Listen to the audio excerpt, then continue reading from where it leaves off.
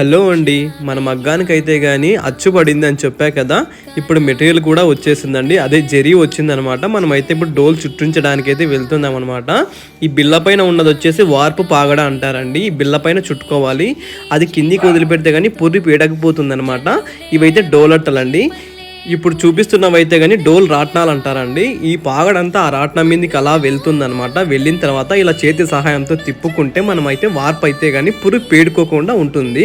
ఇలా విడిపించుకోవాలి. ఇన్ని రాటాలు, ఇంతమంది మనుషులు, ఇన్ని పోగులు కలిస్తే ఒక చీర తయారు చేయడానికి ఆస్కారం ఉంటుందన్నమాట.